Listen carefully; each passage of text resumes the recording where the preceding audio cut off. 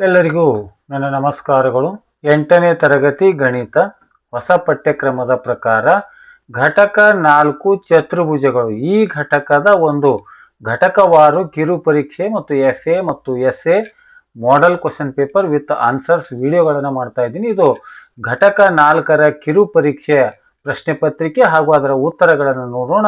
ಇವತ್ತಿನ ಘಟಕ ಚತುರ್ಭುಜಗಳು ಅನ್ನುವಂಥದ್ದು ವಿಷಯ ಗಣಿತ, ತರಗತಿ 8ನೇ, ಸಮಯ 45 ಮಿನಿಟ್ಸ್ ಇದೆ, ಒಟ್ಟು ಅಂಕಗಳು 20 ಅಂತ. ಈಗ ಪ್ರಶ್ನೆ ಪತ್ರಿಕೆಯನ್ನು ನೋಡೋಣ, ನಂತರ ಉತ್ತರಗಳನ್ನು ನೋಡೋಣ. ಇಲ್ಲಿ 1 ಅಂಕದ ಪ್ರಶ್ನೆ ಇವೆ. ಇವು 2 ಪ್ರಶ್ನೆಗಳಿವೆ, ಬಹು ಆಯ್ಕೆ ಪ್ರಶ್ನೆಗಳು. ಒಂದನೇದು, ಒಂದು ಚತುರ್ಭುಜದ ಎಲ್ಲಾ ಒಳಕೋನಗಳ ಮೊತ್ತ ಎಷ್ಟು? 180 ಡಿಗ್ರಿ, 270 ಡಿಗ್ರಿ, 360 ಡಿಗ್ರಿ, 540 ಡಿಗ್ರಿ. ಸರಿಯಾದ ಉತ್ತರವನ್ನು ಆಯ್ಕೆ ಮಾಡಿ ಅದರ ಕ್ರಮಾಕ್ಷರದಲ್ಲಿನ ಉತ್ತರವನ್ನು ಬರೆಯುವಂಥದ್ದು. ಎರಡನೇ ಪ್ರಶ್ನೆ, ಒಂದು ಸಮಾಂತರ ಚತುರ್ಭುಜದ ಅಭಿಮುಖ ಕೋನಗಳು ಯಾವಾಗಲೂ ಡ್ಯಾಶ್ ಆಗಿರುತ್ತವೆ? ಪೂರಕ, ಸಮ, ಅಸಮ, ಲಂಬ. ಇನ್ನು ಎರಡನೇ ಪ್ರಶ್ನೆ, ಇದು ಕೂಡ 1 ಅಂಕದ ಪ್ರಶ್ನೆಗಳಿವೆ, 2 ಪ್ರಶ್ನೆಗಳು. ಮೂರನೇ ಪ್ರಶ್ನೆ, 4 ಸರಳ ರೇಖಾಖಂಡಗಳಿಂದ ಆವೃತವಾದ ಸಮತಲ ಆಕೃತಿಯನ್ನು ಏನೆಂದು ಕರೆಯುತ್ತಾರೆ? ನಾಲ್ಕನೇ ಪ್ರಶ್ನೆ, ಒಂದು ಸಮಾಂತರ ಚತುರ್ಭುಜದ ಪಾರ್ಶ್ವ ಕೋನಗಳ ಮೊತ್ತ ಎಷ್ಟು? ಇನ್ನು 2 ಅಂಕದ ಪ್ರಶ್ನೆಗಳಿವೆ, 3 ಪ್ರಶ್ನೆಗಳು, ಪ್ರತಿಯೊಂದಕ್ಕೂ 2 ಅಂಕ. ಐದನೇದು, ವಜ್ರಾಕೃತಿಯ ಯಾವುದಾದ್ರೂ 2 ಗುಣಲಕ್ಷಣಗಳನ್ನು ಬರೆಯಿರಿ. ಆರನೇ ಪ್ರಶ್ನೆ, ಒಂದು ಸಮಾಂತರ ಚತುರ್ಭುಜದ ಒಂದು ಕೋನ 60 ಡಿಗ್ರಿ ಆದರೆ ಅದರ ಪಾರ್ಶ್ವ ಕೋನದ ಅಳತೆಯನ್ನು ಕಂಡುಹಿಡಿಯಿರಿ. ಏಳನೇ ಪ್ರಶ್ನೆ, ಚೌಕದ ಯಾವುದಾದ್ರೂ 2 ವಿಶೇಷ ಗುಣಲಕ್ಷಣಗಳನ್ನು ತಿಳಿಸಿ. ಇನ್ನು 3 ಅಂಕದ 2 ಪ್ರಶ್ನೆಗಳು. ಎಂಟನೇ ಪ್ರಶ್ನೆ, ಸಮಾಂತರ ಚತುರ್ಭುಜ ABCಯಲ್ಲಿ ಬಾಹುಗಳು AB = 3x, CD = 18, BC = 2y - 1, AD = 25 ಇದ್ದರೆ x ಮತ್ತು y ಗಳ ಬೆಲೆಗಳನ್ನು ಕಂಡುಹಿಡಿಯಿರಿ. 9ನೇ ಪ್ರಶ್ನೆ, ಒಂದು ಚತುರ್ಭುಜದ ಕೋನಗಳ ಅನುಪಾತ 1:2:3:4 ಆಗಿದ್ರೆ ಆ ಚತುರ್ಭುಜದ ಎಲ್ಲಾ ಕೋನಗಳನ್ನು ಕಂಡುಹಿಡಿಯಿರಿ. ಇನ್ನು ಕೊನೆಯ ಪ್ರಶ್ನೆ 4 ಅಂಕದ ಪ್ರಶ್ನೆ, ಒಂದೇ ಒಂದು ಪ್ರಶ್ನೆ ಇದೆ. ಒಂದು ಸಮಾಂತರ ಚತುರ್ಭುಜ 2 ಪಾರ್ಶ್ವ ಕೋನಗಳು ಕ್ರಮವಾಗಿ 3x + 4 ಡಿಗ್ರಿ, ಇನ್ನೊಂದು 3x - 10 ಡಿಗ್ರಿ ಆಗಿದ್ದರೆ ಆ ಸಮಾಂತರ ಚತುರ್ಭುಜ ಎಲ್ಲಾ 4 ಕೋನಗಳ ಅಳತೆಗಳನ್ನು ಕಂಡುಹಿಡಿಯಿರಿ. ಈಗ ಆ ಒಂದು ಘಟಕದ ಪ್ರಶ್ನೆ ಪತ್ರಿಕೆಯನ್ನು ನೋಡಿದರೆ ಈಗ ಪ್ರತಿಯೊಂದು ಪ್ರಶ್ನೆ ಉತ್ತರಗಳನ್ನು ನೋಡ್ತಾ ಹೋಗೋಣ. ಒಂದು ಚತುರ್ಭುಜ ಎಲ್ಲಾ ಒಳಕೋನಗಳ ಮೊತ್ತ, ಸರಿಯಾದ ಉತ್ತರ ಸಿ, 360 ಡಿಗ್ರಿ. ಸಮಾಂತರ ಚತುರ್ಭುಜ ಅಭಿಮುಖ ಕೋನಗಳು ಯಾವಾಗಲೂ ಏನಾಗಿರುತ್ತೆ? ಬಿ ಆಪ್ಷನ್ ಸರಿಯಾದ ಉತ್ತರ, ಸಮ ಅನ್ನುವಂಥದ್ದು. ಮೂರನೇ ಪ್ರಶ್ನೆ, 4 ಸರಳ ರೇಖಾಖಂಡಗಳಿಂದ ಆವೃತವಾದ ಸಮತಲಾಕೃತಿಯನ್ನು ಏನೆಂದು ಕರೆಯುತ್ತಾರೆ ಅಂದ್ರೆ ಅದನ್ನ ಚತುರ್ಭುಜ ಅಂತ ಕರಿತೀವಿ ಅನ್ನುವಂತಹ ಉತ್ತರ.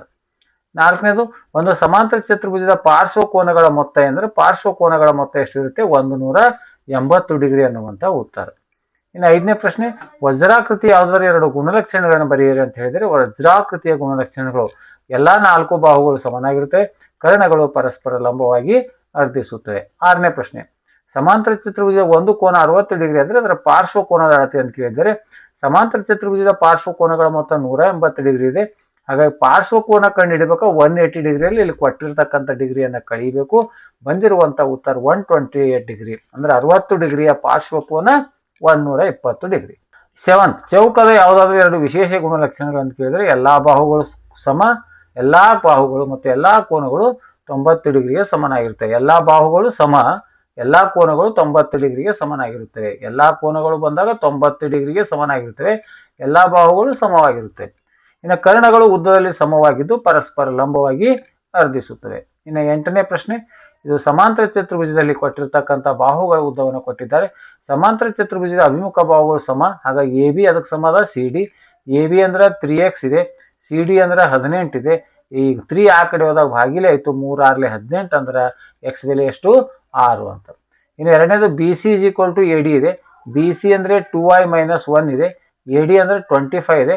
-1 ಆ ಕಡೆ ಹೋದಾಗ +1 ಆಯ್ತು, +1 ಅಂದ್ರೆ 2y = 26, y = 26/2 ಅಂದ್ರೆ y ಬೆಲೆ 13 ಅನ್ನುವಂಥ ಉತ್ತರ. ಇನ್ನು 9ನೇ ಕ್ವಶನ್, ಒಂದು ಚತುರ್ಭುಜದ ಕೋನಗಳ ಅನುಪಾತವನ್ನು ಕೊಟ್ಟಿದ್ದಾರೆ. ಚತುರ್ಭುಜದ ಎಲ್ಲಾ ಕೋನಗಳನ್ನು ಕಂಡುಹಿಡಿಯಿರಿ. ಚತುರ್ಭುಜದ ಕೋನಗಳ ಮೊತ್ತ 360 ಡಿಗ್ರಿ. ಪ್ರತಿ ಕೋನ 1k, 2k, 3k, 4k degree ಆಗಿರಲಿ.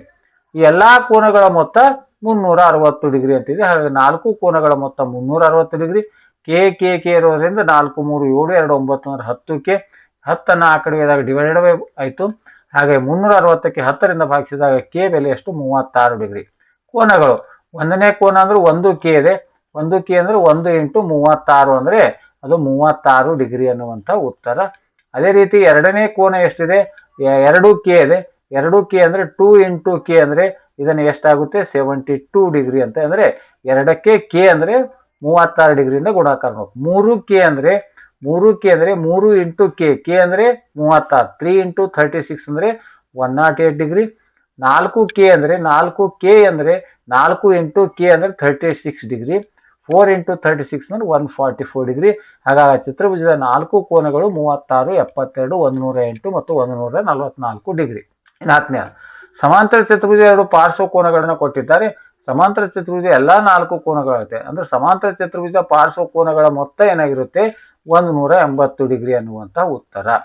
ಹಾಗಾಗಿ ಆ 180 ಡಿಗ್ರಿ ಅನ್ನುವಂಥ ಉತ್ತರ ಇದೆ. ಅಲ್ಲಿ ಪಾರ್ಶ್ವ ಕೋನಗಳಂದ್ರೆ ಇವೆರಡೂ ಕೋನಗಳ ಮೊತ್ತ ಎಷ್ಟಾಗಿರ್ಬೇಕು 180 ಡಿಗ್ರಿ ಆಗಿರ್ಬೇಕು. ಇವೆರಡು ಸಮ ಚಿಹ್ನೆ ಬೇಕಿಲ್ಲಿ. 180 ಡಿಗ್ರಿ ಅಂದ್ರೆ 3x ಪ್ಲಸ್ 3x ಇಲ್ಲಿ ಸಮ ಚಿಹ್ನೆ ತಪ್ಪಿದೆ, ಈ ಕಡೆ ಬೇಕು ಸಮ ಚಿಹ್ನೆ. ಈಗ 3x ಪ್ಲಸ್ 3x ಅಂದ್ರೆ 6x, 4 ಮೈನಸ್ 6 10 ಅಂದ್ರೆ -6. ಇದು ಹೇಗಾಗಿರ್ಬೇಕಂದ್ರೆ ಈಗ 180 ಡಿಗ್ರಿ ಸಮನಾಗಿದೆ ಬೇಕಿದು. ಸಮನಾಗಿದೆ 3x ಪ್ಲಸ್ 3x ಅಂದ್ರೆ 6x ಆಯಿತು, 6x ಆಯಿತು. ನೆಕ್ಸ್ಟ್ ಮುಂದೆ 4 ಮೈನಸ್ 10 ಅಂದರೆ -6 ಅನ್ನ ಆಯಿತು.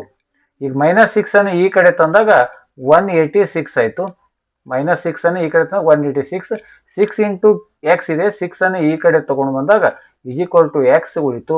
x ಛೇದವನ್ನು ಹೊಡೆದಾಗ ಬಂದಿರತಕ್ಕಂಥ ಉತ್ತರ ಎಷ್ಟು 31. ಈಗ ಪಾರ್ಶ್ವ ಕೋನಗಳು. ಒಂದನೇ ಕೋನ 3 ಇಂಟು ಎಕ್ಸ್ ಪ್ಲಸ್ 4 ಇದೆ. 3 ಇಂಟು ಎಕ್ಸ್ ಅಂದ್ರೆ ಬೆಲೆಯನ್ನು 31 ಅಂತ ತುಂಬಲಾಗಿದೆ. 31 ಇನ್ನು 3 ಮಾಡಿ ಅದನ್ನು 4ರಿಂದ ಕೂಡಿಸಿದಾಗ 97 ಡಿಗ್ರಿ. ಇದು ಎರಡನೇ ಕೋನ 3x ಮೈನಸ್ 10 ಇದೆ. 3 ಇಂಟು ಎಕ್ಸ್ ಅನ್ನ ಗುಣಾಕಾರ ಮಾಡಿ 10 ಕಳಿಬೇಕು 83 ಡಿಗ್ರಿ. ಹಾಗಾಗಿ ಅವಿಮುಖ ಕೋನಗಳು ಸಮವಾಗಿರೋದ್ರಿಂದ ಮತ್ತೊಂದು 97 ಡಿಗ್ರಿ ಇರುತ್ತೆ, ಇನ್ನೊಂದು 83 ಡಿಗ್ರಿ ಇರುತ್ತೆ. ಹಾಗಾಗಿ 97, 83, 83 ಡಿಗ್ರಿ ಅನ್ನುವಂತಹ ಉತ್ತರ. ಬೇರೆ ರೀತಿಯಾಗಿ 6ರಿಂದ 10ನೇ ತರಗತಿವರೆಗಿನ ಎಲ್ಲಾ ಘಟಕವಾರು ಕಿರುಪರೀಕ್ಷೆಯ ಪ್ರಶ್ನೆ ಪತ್ರಿಕೆ ಹಾಗೂ ಉತ್ತರಗಳು, FA ಮತ್ತು SA ಪ್ರಶ್ನೆ ಪತ್ರಿಕೆ ಹಾಗೂ ಉತ್ತರಗಳು ಮತ್ತು ಚಟುವಟಿಕೆಗಳ ವಿಡಿಯೋವನ್ನು ಮಾಡ್ತಾ ಇದ್ದೀನಿ.